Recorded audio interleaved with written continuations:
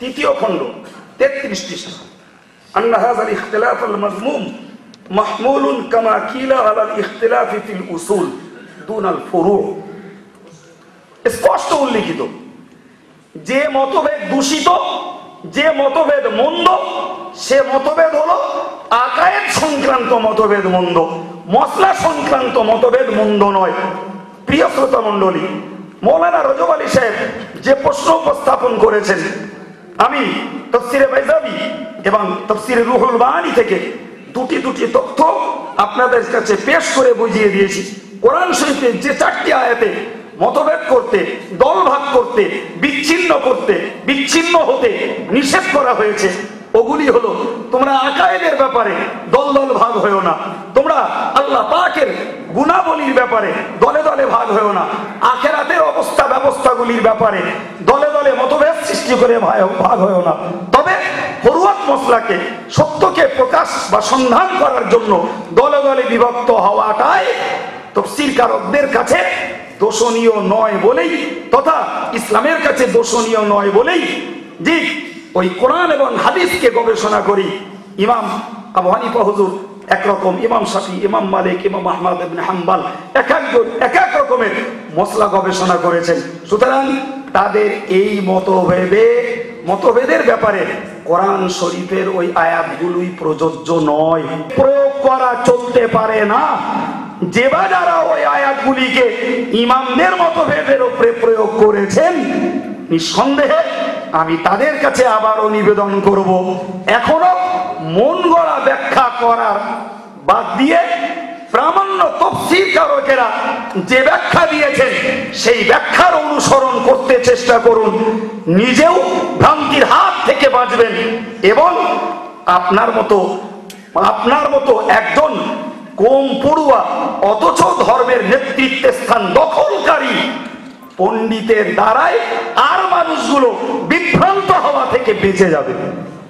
এ পর্যন্তই আমি মৌলানা রজব আলী সাহেবের দেয়া প্রশ্নের উত্তর সংক্ষিপ্ত করলাম।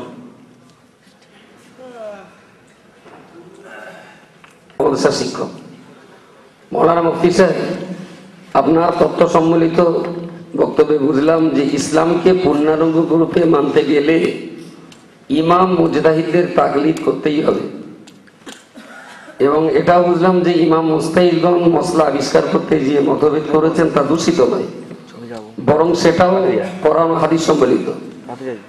কিন্তু মযহাব নির্দেশীদের বক্তব্য নির্দিষ্ট এক মযহাবকে কেন মানতে হবে, বরং সবকটা মযহাব মেনে চললেই তো ভালো হতো।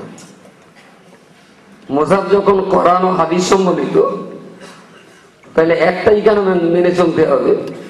সবকটা মযহাব মেনে চললে দোষটা কি ছিল? এ ব্যাপারে মুফতি সাহেবের বক্তব্য শুনতে চেয়েছেন মাওলানা জাহাঙ্গীর আলম, মোদাররিস হাওয়া মাদ্রাসা। এখন 4টি, তো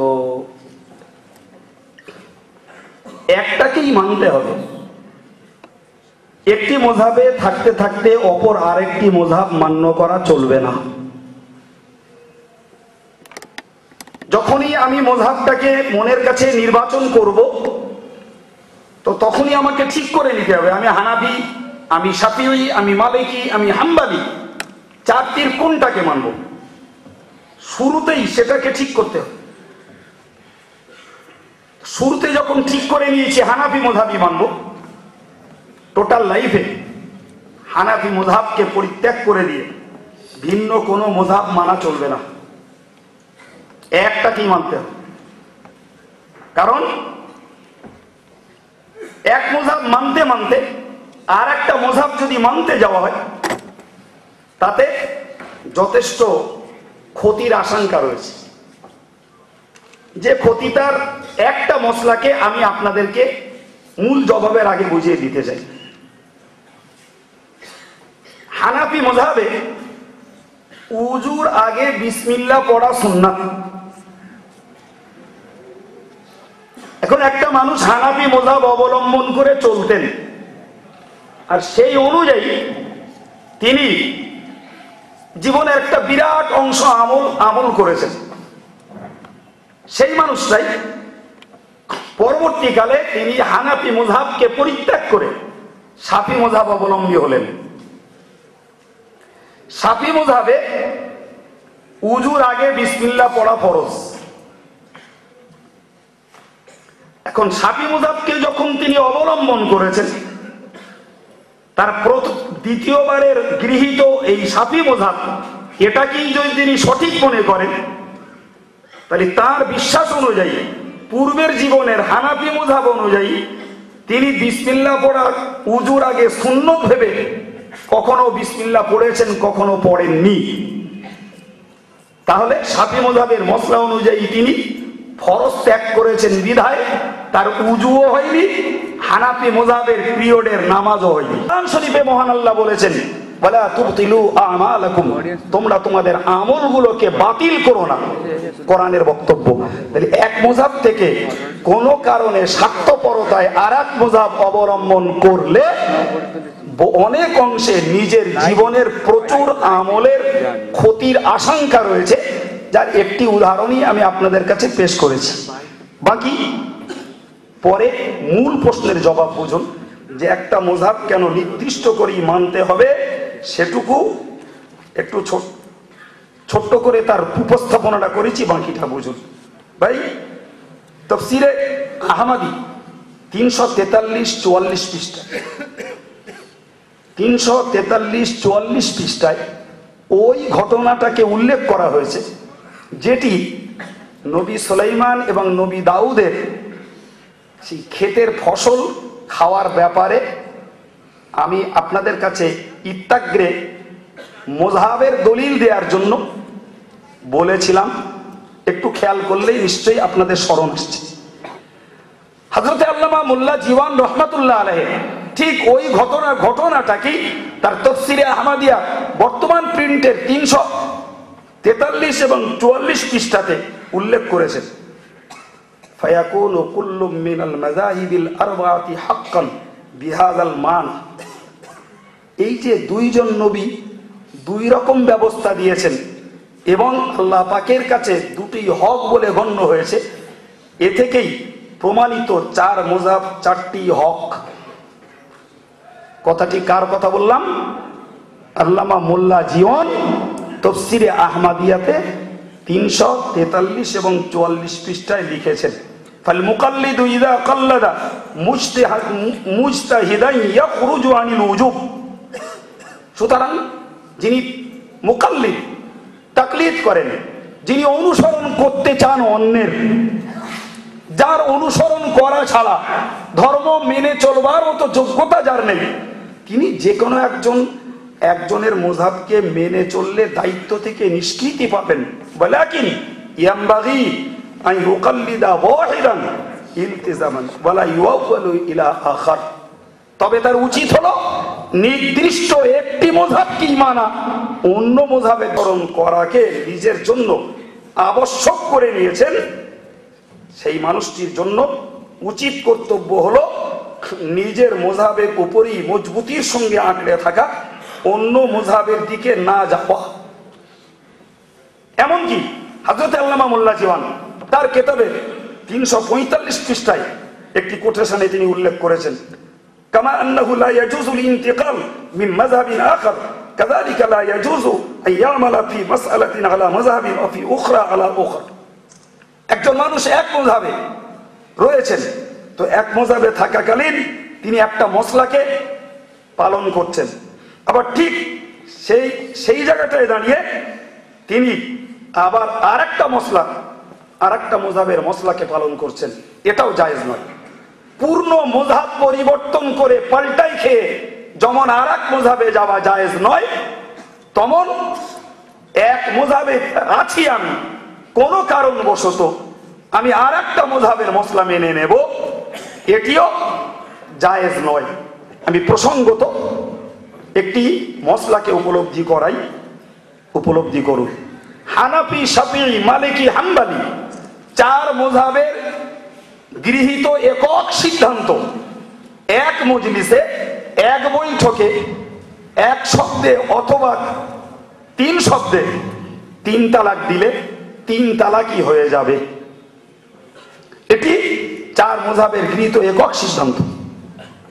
ভাই এখন কোন হানাফি ঘরের ছেলে যদি তার স্ত্রীকে অধৈর্যবশত তালাক দিয়ে বসে, আরে অধৈর্যবশত তালাক দেওয়ার পর যখন ধাতস্থ হয়েছে তখন স্ত্রীর প্রতি আকর্ষণ কি সন্তান ছিল তাদের টানে ওই স্ত্রীটাকে আবার নেয়ার ইচ্ছা জেগে উঠেছে, ভাই হানাফি, শাফি, মালিকি, হাম্বলি চার মাযহাবের যে কোনো ফতোয়াতে যাবেন এক বাক্যে বলবে যে বিনা তাহলিলে ওই স্ত্রী তার প্রথম স্বামীর জন্য বৈধ নয়।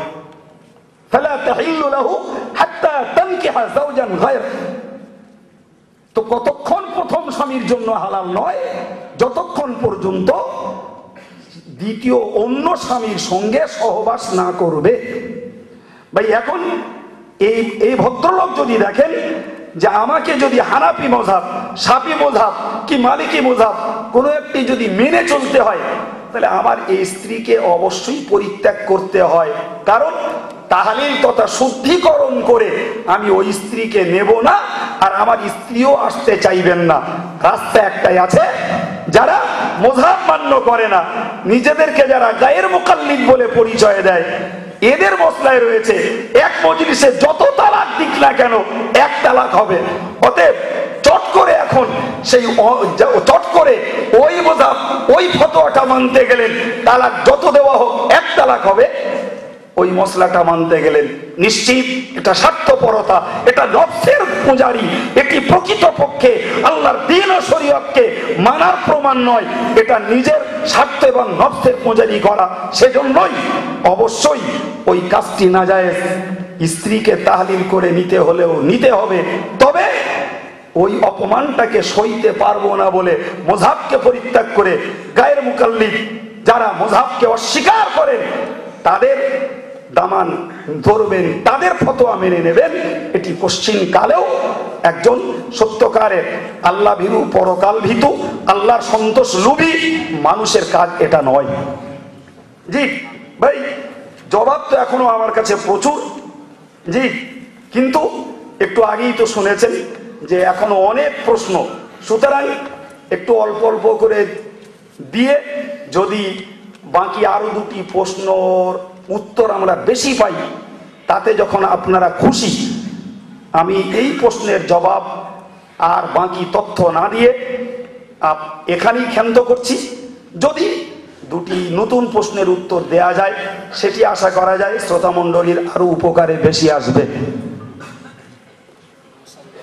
মাননীয় মুফতি সাহেব হুজুর, কোরআন হাদিসের বাহ্যিক মর্ম অনুসারে মাযহাব বিদ্বেষীগণ বলেন, কোন হাদিসের বাহ্যিক মর্ম অনুসারে মাযহাব বিদ্বেষীগণ বলেন প্রত্যেক নতুন কাজ বেদাত বা গোমরাহ।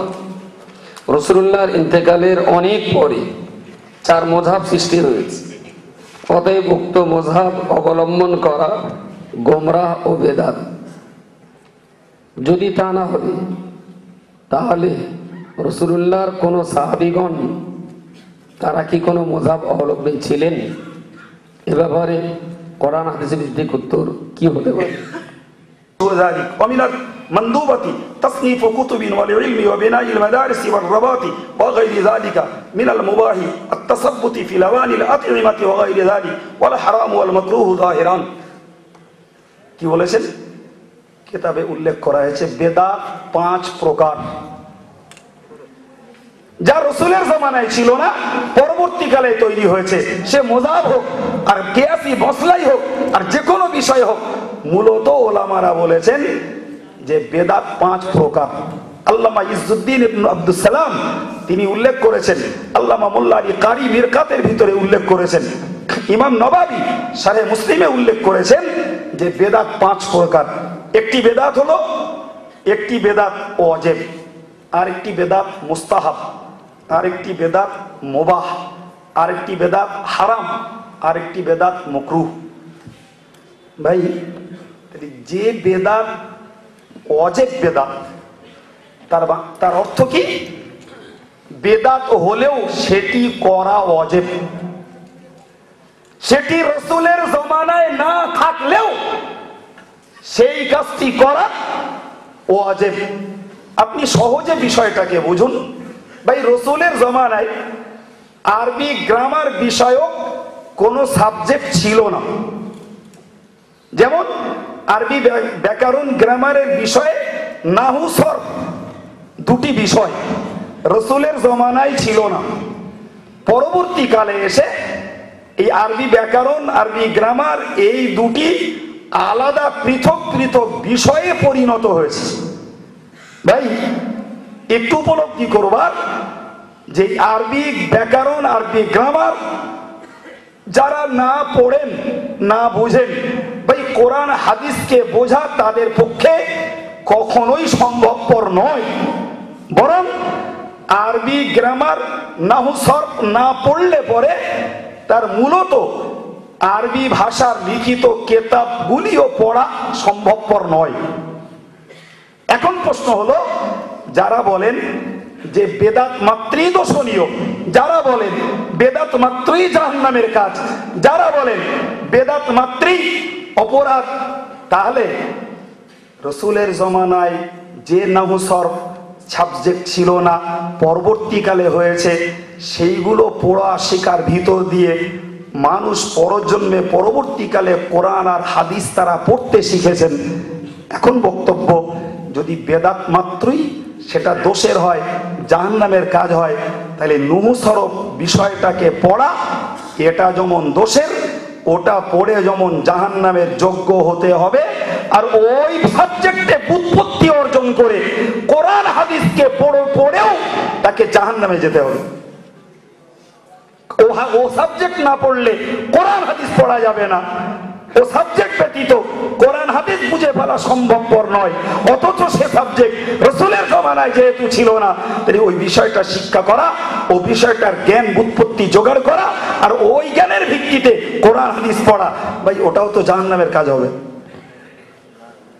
জি, কিন্তু ওলামায়ে কেরাম এজন্যই বলেছেন, ওটা না পড়া ব্যতীত কোরআন হাদিসকে বোঝা যেহেতু সম্ভব নয়, আর কোরআন হাদিস না বুঝলে ইসলাম টিকবে না, দ্বীন টিকবে না, ইসলাম প্রসার লাভ করবে না, ইসলাম প্রচারিত হবে না। কোরআন হাদিস যদি মানুষ বুঝতে অক্ষম হয়, তাহলে ইসলামকে কিভাবে পৃথিবীর মাটিতে ছড়িয়ে রাখবে? এই জন্য ওলামারা বলেছেন যে নুহু সরফ শিক্ষা করা বেদাত হলেও শরীয়তের মসলায় ওয়াজিব। তাহলে প্রমাণ হলো সব বেদাত দোষের নয়।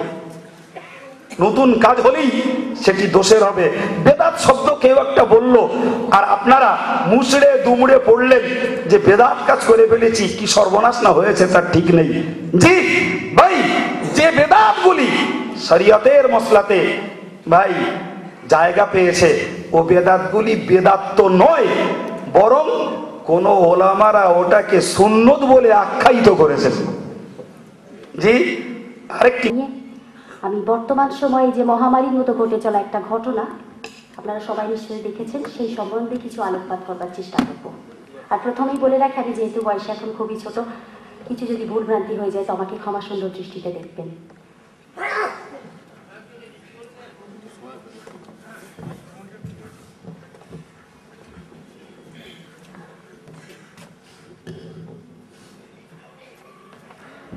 আল্লাহর কিতাব কুরআন হচ্ছে এক মহাগ্রন্থ তথা পবিত্র গ্রন্থ। এই গ্রন্থ নাজিল হয়েছে আজ থেকে প্রায় 1450 বছর আগে আল্লাহ রসুল মুহাম্মদ সাল্লাল্লাহু আলাইহি ওয়াসাল্লামের উপর, এবং তা অবতীর্ণ হয়েছে সমগ্র সৃষ্টি কুলের জন্য। এমন এক গ্রন্থ যা সমস্ত ধরনের খুঁটিনাটি বিষয় থেকে শুরু করে সমস্ত ধরনের মৌলিক বিষয় এবং মূল নীতি সমন্বিত এক গ্রন্থ। এই গ্রন্থের আসল কাজ হচ্ছে ইসলামিক জীবন ব্যবস্থার চৈতিক এবং নৈতিক বুনিয়াদগুলো পূর্ণ এবং পরিষ্কার রূপে পেশ করা। শুধু তাই নয়, বরং তাকে অধিকতর দৃঢ় রূপে প্রতিষ্ঠা করা।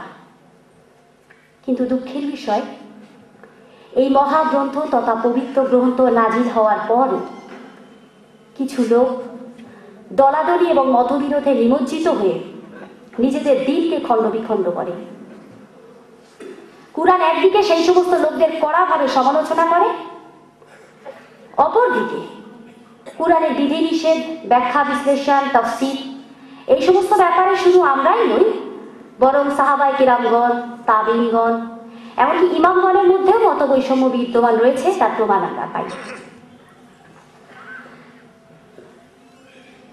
আর এই কথা বলা যথেষ্ট হবে যে দ্বীন ইসলামের মূল বিষয়ে ঐক্যবদ্ধ থেকে এবং ইসলামী সমাজ ব্যবস্থায় সম্পূর্ণ একমত থেকে আইন কানুন এবং বিধিনিষেধের ব্যাখ্যা বিশ্লেষণের ব্যাপারে নিষ্ঠাপূর্ণ গবেষণা পরিবর্তনের মাধ্যমে স্বভাবত যে মত বৈষম্য শুরু হয় বা যে মত বৈষম্য হয়ে থাকে, কুরআন কিন্তু তার বিরোধিতা করে না।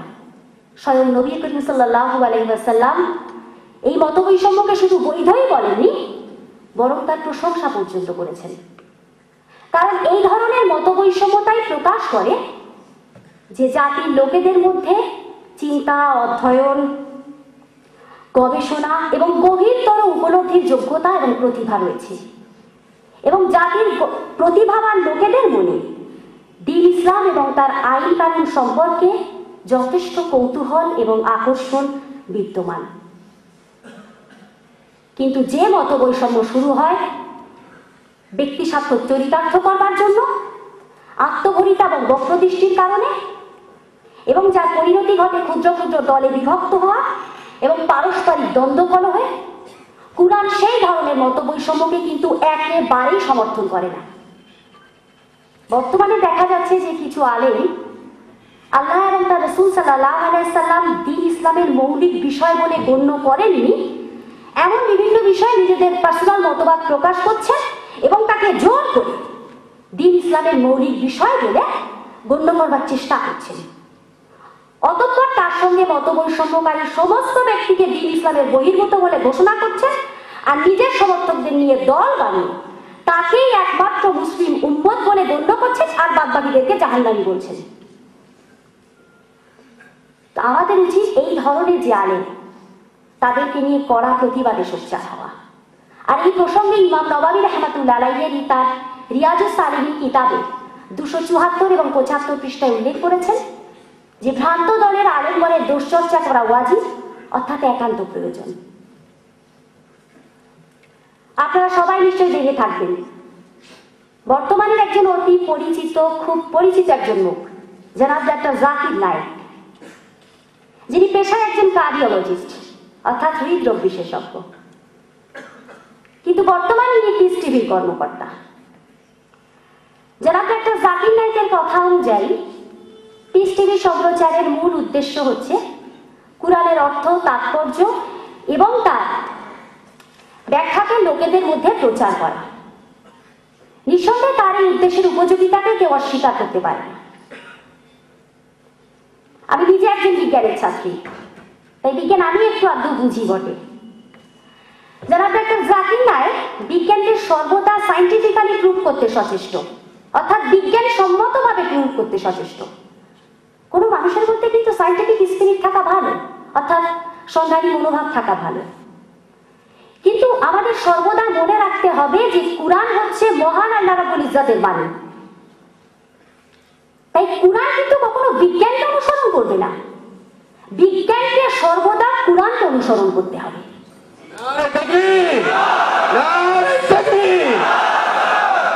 কারণ আমি আপনাদেরকে বলি, কুরআন পাক আল্লাহ রাব্বুল ইজ্জত 11টা গ্রহের কথা উল্লেখ করেছেন, যার মধ্যে আমরা 9টা গ্রহকে অনেক আগে আবিষ্কার করেছি এবং রিসেন্টলি আমরা 10ম গ্রহকে আবিষ্কার করেছি। এবং যদি আপনি কুরআনকে মানেন তাহলে আপনার বাচ্চাকে এমন বিষয় শিক্ষিত করুন, তাকে অ্যাস্ট্রোফিজিক্স নিয়ে পড়াতে পারেন আপনি, যাতে সে ওই 11তম গ্রহটাকে আবিষ্কার করবার ইচ্ছা নিজের মধ্যে রাখে। আর আজকে আপনারা দেখুন না, আমরা গাড়ি ঘোড়া চাপছি, আকাশে উড়ছি, মাটিতে চলছি, এবং বর্তমানকালে যত সম্ভব একটা ভক্সওয়াগন কোম্পানি হবে, আমার ঠিক খেয়াল নেই ওটা, তবে এরকম একটা লিজা অ্যাকোয়া নামে একটা গাড়ি লঞ্চ হয়েছে, যে গাড়িটা আকাশে উঠবে, পানিতে চলবে এবং রাস্তাতেও যাবে। তো দেখুন, কুরআনকে যদি আমরা অনুসরণ করি, কুরআনকে যদি মাথায় রাখি যে কুরআন যখন এটা বলেছে, তাহলে নিশ্চয়ই এইটা থাকবে, পৃথিবীকে আমরা আবিষ্কার করতে পারবো। তাই কুরআনকে মাথায় রেখে সর্বদা বিজ্ঞানের দিকে আমাদের এগোতে হবে, নাকি বিজ্ঞানকে মাথায় রেখে আমরা কখনো কিন্তু কুরআনের দিকে এগোবো না। আর এই বিষয়ে আপনাদেরকে একটা মেডিকেল সায়েন্স থেকে একটা উদাহরণ দিই যে কুরআন কিন্তু বিজ্ঞানের বিরোধিতা কুরআন করে না। মেডিকেল সায়েন্স থেকে বলি যে মাতৃ জঠরে যে জাইগোট থাকে ওটাকে আল্লাহ রাব্বুল ইজ্জত বলেছেন জমা রক্তপিণ্ড। এটা মাতৃ জঠরে সেটে থেকে ক্রমে বৃদ্ধি লাভ করতে থাকে এবং এরই মাঝে অ্যামনিয়ান লিকুইড নামক একটা তরলে এটা পরিপূর্ণ হয়ে যায়। আর এই অ্যামনিয়ান লিকুইডে এই ফ্লুইডটার প্রধান কাজ হচ্ছে বাইরের যে কোনো চাপ, তাপ এবং আঘাত থেকে ক্রম উন্নয়নশীল ভ্রূণটিকে রক্ষা করা। এই প্রসঙ্গে সূরা আল মুরসালাতের 20 এবং 21 নম্বর আয়াতে আল্লাহ রাব্বুল ইজ্জত ইরশাদ করেছেন কি আমি কি তোমাদের তুচ্ছ তরল পদার্থ থেকে সৃষ্টি করিনি, অতঃপর তা স্থাপন করেছি নিরাপদ আধারে। তাহলে দেখুন কুরআন আর বিজ্ঞান কতটা সামঞ্জস্যপূর্ণ জিনিস। তাই সর্বদা কুরআনকে মাথায় রেখে বিজ্ঞানের দিকে আমাদের এগোতে হবে। কিন্তু কুরআনকে কখনো আমরা সায়েন্টিফিক্যালি প্রুভ করবো এই কথাটা বলতে যাব না, এটা বড় একটা বেয়াদবির কথা হয়ে যাবে। এই যে এতক্ষণ ধরে সায়েন্স করলাম অর্থাৎ বিজ্ঞান। The word science is come from the Latin word scientia or sphere, that means knowledge or to know. Science is a systematic or organized knowledge based on facts, observation and experiments. অর্থাৎ বিজ্ঞান হচ্ছে একটা Latin শব্দ সাইন্টিয়া sphere, যার মানে হচ্ছে knowledge, জ্ঞান অর্থাৎ জানা। আর এই বিজ্ঞান এমন একটা জিনিস যেটা শুধুমাত্র নির্ভর করে অভিজ্ঞতা এবং পর্যবেক্ষণের উপর। কিন্তু আপনি যদি কোনো যে বিজ্ঞানী আবিষ্কার করেছেন কোনো বিষয় সম্বন্ধে আপনি যদি তার কাছে যান যে আপনি এটা তো আবিষ্কার করেছেন, তো এটা কিরকম জিনিস, তিনি কিন্তু আলটিমেটলি আপনাকে যে জায়গাতে নিয়ে যাবেন তাতে প্রমাণ হয়ে যাবে যে তিনিও গায়েবের প্রতি অর্থাৎ অদৃশ্যের প্রতি নির্ভরশীল। তাই এই বিজ্ঞানের সমস্ত বিষয়ের গবেষণা, তথ্য অনুসন্ধান, এনার্জি, মৌলসূত্র কার্যকারণ এই সবই কিন্তু গায়েবের প্রতি নির্ভরশীল অর্থাৎ অদৃশ্যের প্রতি নির্ভরশীল। বিজ্ঞানের এই আবিষ্কারাদিগুলোকে আমরা যতই গুরুত্ব দিই না কেন, বিজ্ঞান মনস্ক মানুষ যতই বলুন না কেন যে আজকের এই আলট্রা মডার্ন ওয়ার্ল্ডে, আজকের এই আধুনিক জ্ঞান বিজ্ঞানের যুগে বিজ্ঞান আমাদের চিন্তা এবং আমাদের মন মগজকে সমৃদ্ধ করে ফেলেছে এবং আমাদেরকে বিজ্ঞান এটা শিখিয়েছে যে এখন গায়েবের প্রতি ঈমান পোষণের দিন আর নেই, বরং অভিজ্ঞতা এবং পর্যবেক্ষণের প্রতি ঈমান পোষণের দিন এসেছে। এবং এর ফলে আমরা একটা সংকট অবস্থার মধ্যে পড়ে যাচ্ছি যে কাকে মানি আর কাকে মানি না। এ তো ঠিকই কথা বলছে, চোখে না দেখে তো মানা যায় না। এই প্রসঙ্গে আর এই সংকট অবস্থা থেকেই আমাদের একমাত্র ভরসা কুরআন, কারণ আল কুরআন বলছে এ হচ্ছে সেই এক গ্রন্থ যা মুত্তাকিদের জন্য। আর মুত্তাকি লোকেদের প্রথম পরিচয় হচ্ছে তারা অদৃশ্য বিষয়ে ঈমান পোষণ করে। হুদাল লিল মুত্তাকিন আল্লাযীনা ইউমিনুনা বিল গায়ব, সূরা বাকারার প্রথম আয়াতেই কিন্তু এই কথা বলা হয়েছে।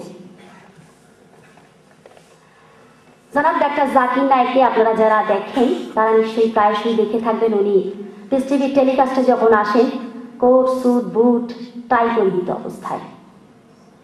যদি তার মনে হয়ে থাকে যে এই পোশাক অমুসলিমদের মধ্যে দাওয়াতের একমাত্র অবলম্বন, কিংবা যদি তার এই পোশাককে মর্যাদার বলে মনে হয়, তবে লানাত হোক এমন পোশাকে। কারণ মহানবী আল্লাহ রাসূল সাল্লাল্লাহু আলাইহি ওয়াসাল্লামের শ্বেত শুভ্র জুব্বার থেকে সুন্দর এবং মর্যাদার পোশাক আর কিছুই হতে পারে না।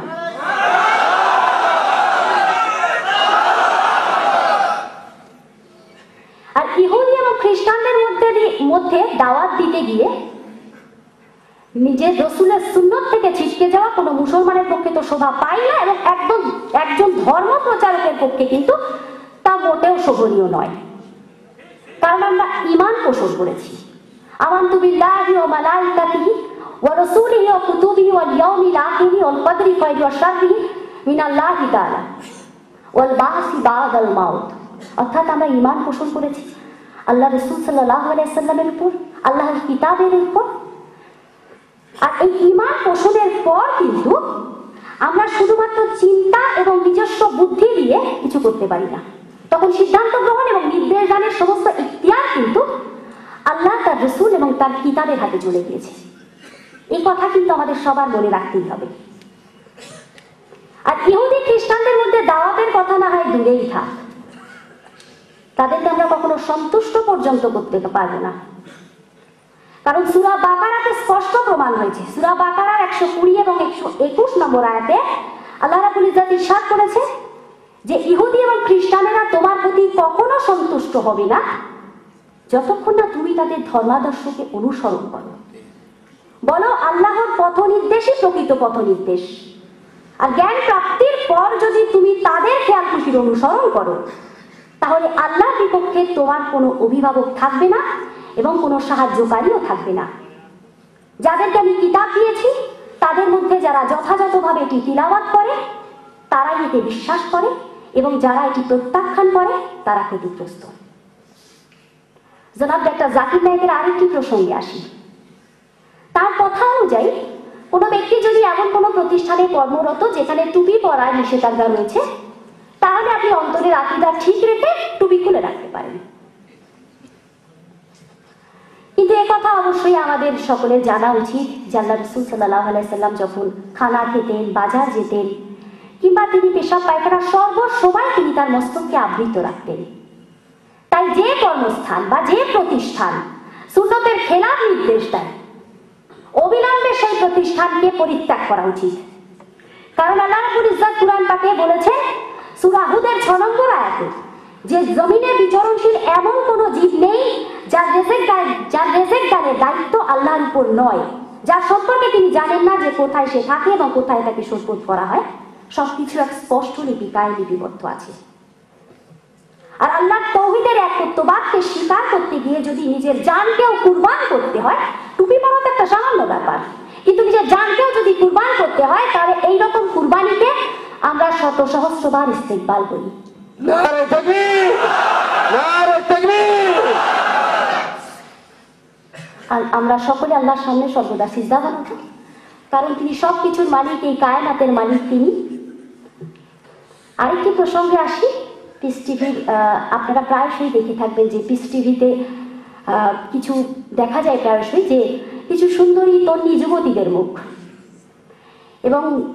এবং নারী পরিচালিত বেশ কয়েকটি প্রোগ্রামও সেখানে প্রচারিত হয়, যেখানে ওই সমস্ত মেয়েরা রঙিন চাকচিক্যময় ফ্যাশনেবল পোশাক পরে, চড়া মেকআপ করে, কিছু কখনো কখনো কিছু মিউজিকও সেখানে শোনা যায়।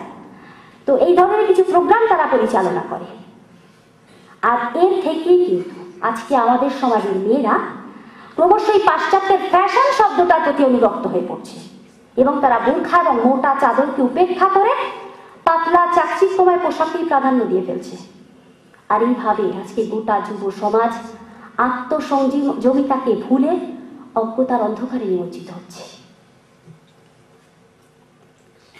এই কথা আমাদের কিন্তু স্মরণে রাখতে হবে যে দিন ইসলাম তামাদ্দুনের বা সাংস্কৃতিকতার স্বীকৃতি দেয় ঠিক, কিন্তু খেয়াল রাখতে হবে আমাদের সর্বদাই যেন সীমা লঙ্ঘন কখনো না হয়। কারণ আমরা জানি যে সীমা লঙ্ঘনকারীদের জন্য রয়েছে কঠিন শাস্তি। নারীদের সাজসজ্জার ব্যাপারে সূরা নূরের 31 নম্বর আয়াতে আল্লাহ রাব্বুল ইজ্জত ইরশাদ করেছেন, আর হে নবী মুমিন স্ত্রীলোকদের বলো তারা যেন নিজেদের চোখকে বাঁচিয়ে রাখে এবং নিজেদের লজ্জাস্থান সমূহের হেফাজত করে, নিজেদের সাজসজ্জা না দেখায়, কেবল সেই সব জিনিস ছাড়া যা আপনা হতেই প্রকাশিত হয়ে পড়ে, এবং নিজেদের বক্ষদেশের ওপর ওনার আঁচল ফেলে রাখে, আর নিজেদের সাজসজ্জা প্রকাশ করবে না, কিন্তু সেই সব লোকেদের সামনে, অর্থাৎ তাদের স্বামী, পিতা, স্বামীদের পিতা, নিজেদের পুত্র, স্বামীদের পুত্র, নিজেদের ভাই, ভাইদের পুত্র, বোনদের পুত্র, নিজেদের মেলামেশা স্ত্রীলোক, নিজেদের দাসী, সেই সব অধীনস্থ পুরুষ যাদের কোনো রকম গরজ নেই, আর সেই সব বালক যারা নারীদের গোপন বিষয়াদি সম্পর্কে এখনো ওয়াকিবহাল হয়নি। তারা নিজেদের পা জমিনের ওপর মেরে চলবে না। এইভাবে যে সে নিজেদের সৌন্দর্য তারা গোপন করে রেখেছে তা লোকেরা জানতে পারে। হে মুমিন লোকেরা, তোমরা সকলে মিলে আল্লাহর নিকট তওবা করো, আশা করা যায় তোমরা কল্যাণ লাভ করবে। জনাব ডাক্তার জাকির নায়েক সম্প্রচারিত পিস টিভির অনেক কিছু ত্রুটি, অনেক কিছু বিষয় আমরা দেখি যার সঙ্গে আমরা সকলে একমত হই, তবে তার সামান্য কিছু আমরা এখানে তুলে ধরবার চেষ্টা করলাম। তিনি তার এই কর্মকাণ্ডকে যদি দ্বীন ইসলামের সীমার মধ্যে রেখে, পাশ্চাত্যের অনুকরণ এবং অনুসরণকে ব্যাপী রেখে দাওয়াতি কাজে আত্মনিয়োগ না করেন, তাহলে খুব শীঘ্রই সমাজের কিয়দ অংশ গোমরাহিতে পতিত হবে, যা আমাদের জন্য চরম দুর্ভাগ্যজনক। আমরা মানুষের সামনে হুবহু সেই দিনকে পেশ করব যে আল্লাহ পাক মহানবী সাল্লাল্লাহু আলাইহি ওয়াসাল্লামের উপর নাজিল করেছেন, কারণ তার কোনো কিছুকেই আমরা নিজস্ব যুক্তি বুদ্ধি দিয়ে কখনোই পরিবর্তন করতে পারি না।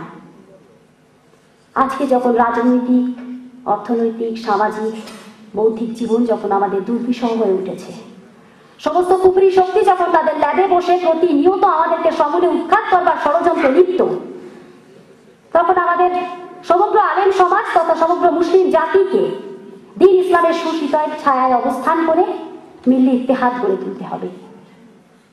আসুন আমরা সকলে মিলে অঙ্গীকারবদ্ধ হই এমন এক সমাজের, যা হবে হকের পক্ষে, সমস্ত বাতিল থেকে অনেক অনেক দূরে, যা শিরক এবং বিদআত মুক্ত। আসুন আমরা দ্বীন ইসলামকে প্রতিষ্ঠা করি জগতের শ্রেষ্ঠ ধর্ম রূপে। এই অঙ্গীকারবদ্ধ হই আমরা, আর এটা আমাদেরকে করতেই হবে, কারণ এটা একটা সংকটময় অবস্থা, একটা ভয়ঙ্কর অবস্থার মধ্যে আমরা এসেছি।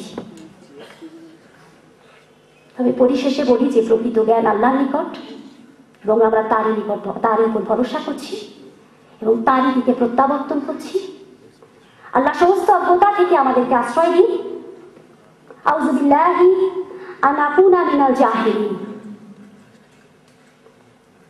এই দুর্বিষহ সময়ে আমাদের জীবনে, চলনে, বলনে, চিন্তায়, আমাদের প্রতিটি ক্ষেত্রে যদি আমরা মহাগ্রন্থ তথা পবিত্র গ্রন্থ কুরআনকে, আল্লাহ রাসূলের সুন্নাত তথা আদর্শকে এবং তার হাদিসকে অনুসরণ করে চলি, তবে নিশ্চয়ই আমরা আদর্শ মানব হিসাবে নিজেদেরকে গড়ে তুলতে পারব। আল্লাহ আমাদের তৌফিক দিন। সকলে বলুন আল্লাহুম্মা আমিন। এ ব্যাপারে রাসূল পাকের কোন কওলি হাদিস আমাদের দৃষ্টিতে নেই, কিন্তু সাহাবায়ে কেরামেরা রাসূলুল্লাহর আমলের সাক্ষী, সুতরাং তাদের দেখাটাই আমাদের আমলের জন্য বিশ্বাসের যথেষ্ট। তবে যারা বুকে হাত মারেন, এদের পক্ষেও কিছু তথ্য রয়েছে। উদাহরণস্বরূপ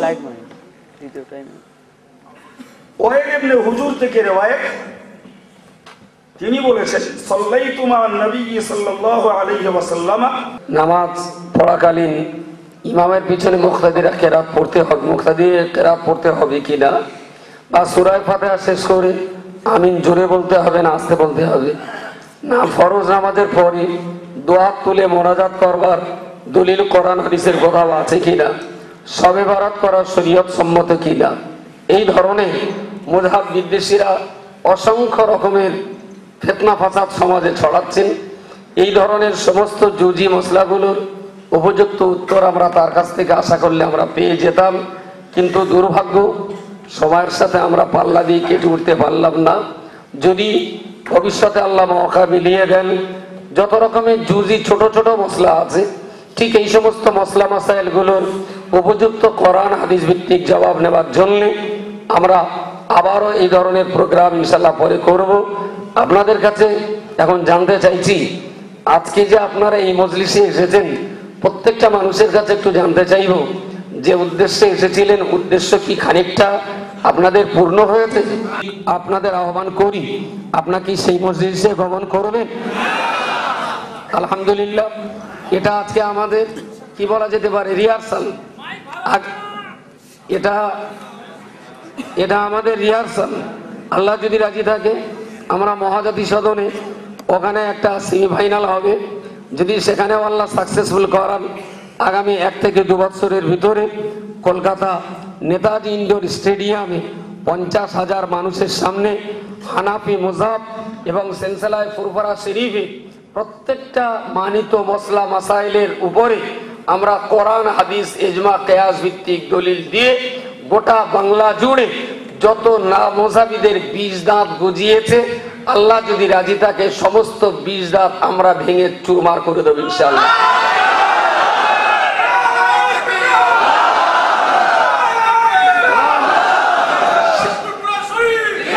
শেষ কথা বলবো, আমাদের দেশ বরেণ্য আলেমে দ্বীন হুজুর আল্লামা ফজলুর রহমান দরগাপুরি, বসিরহাটের আল্লামা রুহুল আমিন রহমাতুল্লাহ আলাইহি, ফুরফুরা শরীফের মেজলা হুজুর পীর কাবলা রহমাতুল্লাহ আলাইহি, মুজাদ্দিদ জামান আবু বকর সিদ্দিক রহমাতুল্লাহ আলাইহি, সুফি ফাতিহ আলী হৈসি রহমাতুল্লাহ আলাইহি, সুফি নূর আলী বাঁধপুরি রহমাতুল্লাহ আলাইহি, সুফি নূর মোহাম্মদ নিজামপুরি, মৌলানা আব্দুল মাহমুদ মিদনাপুরি, শাহ ওলিউল্লাহ মুহাদ্দিস দেহলভি, শাহ আব্দুল আজিজ মুহাদ্দিস দেহলভি, সৈয়দ আহমদ বেরেলভি, ভারতবর্ষের বিখ্যাত বিখ্যাত ওলামা সম্প্রদায় যারা আমাদের দেশে দিন প্রচার করেছেন, যারা আমাদেরকে কলমা পড়িয়েছেন, যারা আমাদেরকে কোরআন শিখিয়েছেন, এই লাখো লাখো কোরআন ও হাদিসের বিশারদ, কোরআন ও হাদিস শরীফের বিদগ্ধ পণ্ডিত আলেম দ্বীন হাফেজ কোরআন, ওলিয়ে কামেল শাইখুল মাশায়েখ, এরা সবাই মযহাব অবলম্বী ব্যক্তি ছিলেন। এরা সবাই এক বাক্যে মযহাব মেনে গুনে আমাদেরকে মযহাবের উপরে প্রতিষ্ঠিত থাকতে বলেছিলেন। সুতরাং সেই সমস্ত সুফিয়া দরবেশ যারা তাদের বাড়ির কুড়ে ঘরে শুয়ে স্বপ্নের ভিতর দিয়ে প্রিয় নবী মুহাম্মদুর রাসূলুল্লাহ সাল্লাল্লাহু আলাইহি ওয়াসাল্লামকে প্রতি রাতে স্বপ্ন যোগে দেখবার মতো যোগ্যতা তাদের ছিল, তারা আমাদেরকে যে পথ দেখিয়ে গেছেন তাদের সেই পথের উপরে থাকাকালীন এই ভারতবর্ষে আর পশ্চিম বাংলার মাটিতে কোথাকার সুটকোট প্যান্ট নেকটাই পরা খ্রিস্টানি পোশাক পরে ধর্মেন্লামি ভণ্ডামি করে যারা আমাদেরকে বিপদগামী করে তুলছে, আল্লাহ যদি রাজি থাকেন আমরা ইনশাআল্লাহ তাদের সমস্ত যুক্তি তর্কের অবতারণা গঙ্গাসাগরে ডুবিয়ে সমূলে নিঃশেষ করে দেব ইনশাআল্লাহ। সুতরাং কোনদিনের জন্য দাদা হুজুর পীর কেবলার এই তরিকা, ফুরফুরা পীর সাহেব কেবলার এই তরিকা, মাইজুদ্দিন আহমেদীর এই তরিকা, খাজা মাইনুদ্দিন চিশতির এই তরিকা, মুজাদ্দেদ আল ফেসানির এই তরিকা, আমরা কোনো প্যান্ট শার্টার নেকটাই পরা মানুষের কাছে বন্ধক দিতে রাজি নই। আপনারা কি আমার সঙ্গে একমত আছেন? হাত তুলে নিন একটু দেখি। নারে তাকবীর, নারে তাকবীর। হানাফি মযহাব, হানাফি মযহাব, মযহাব বিদ্বেষী ধ্বংস হোক, মযহাব বিদ্বেষী ধ্বংস হোক। সিলসিলায়ে ফুরফুরা শরীফ, সিলসিলায়ে ফুরফুরা শরীফ, অল ইন্ডিয়া সুন্নাতুল জামাত, অল ইন্ডিয়া সুন্নাতুল জামাত, অল ইন্ডিয়া সুন্নাতুল জামাত। মুফতি আব্দুল কাইয়ুম সাহেব, মুফতি আব্দুল কাইয়ুম সাহেব, মাগরিবি বাঙ্গাল আঞ্জুমান ওয়াইসিল, মাগরিবি বাঙ্গাল আঞ্জুমান ওয়াইসিল। নারে তাকবীর। আলহামদুলিল্লাহ, আমরা একেবারে শেষ পর্যায়ে এসে গেছি। সকালে আসুন কোরআন হাদিস ইজমা কিয়াস ভিত্তিক তাই আমরা করি। প্রিয় নবী দরবার শরীফে আমরা দাঁড়িয়ে দাঁড়িয়ে একটু সালাম পড়ি। ইয়া নবী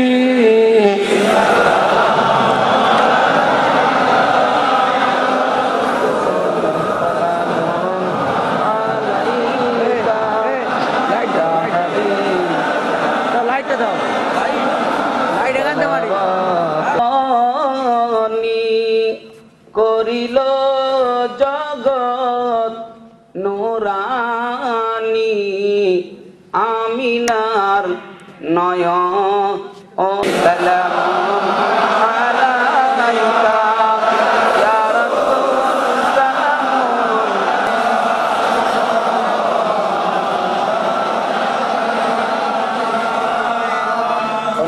কি মোরা না পে তব দর্শন, কলিজা ওই পারা পারা।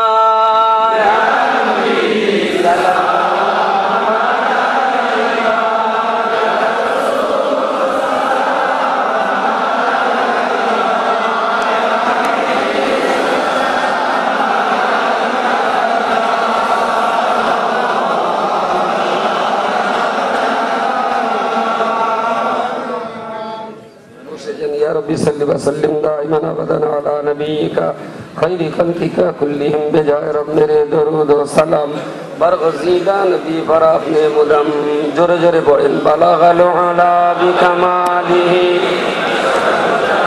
দুটো কেটে আমাদের পক্ষ থেকে একটা করে প্যাকেট আপনাদেরকে উপহার দেওয়া হবে, সেটা আপনারা নেবেন। অনেকে দাবি করেছেন এবং সেটা আমাদের পরিকল্পনাও ছিল। আজকের এই টোটাল আলোচনাটা এবং যেগুলো বাদ গেছে বলা সম্ভবপর হয়নি, সম্পূর্ণ বিষয়বস্তুটা একটা বই আকারে তৈরি করে ইনশাল্লাহ আপনাদের হাতে পৌঁছে দেওয়া হবে। এবং এটাও আমরা বলে রাখি, আপনি যে 300 টাকা দিয়ে ডেলিগেট নিয়ে আজকে এখানে এসেছেন, এই বইটার দরুন আপনাকে নতুন কোনো টাকা দিতে হবে না, অন্য আর কোনো বাড়তি টাকা দিতে হবে না।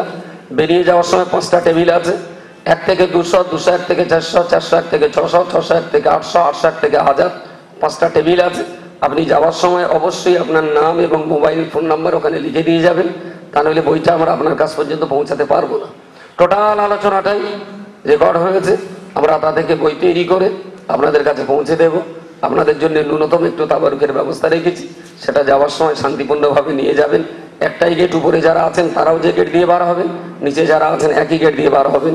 সুতরাং নিচে যারা আছেন, উপরে যারা আছেন সামনের দিকে একটু দাঁড়িয়ে পড়লে আপনার লাইনে দাঁড়াতে হবে, ততক্ষণ যদি উজু করে নেন আপনার কাছটাই গিয়ে যাবে।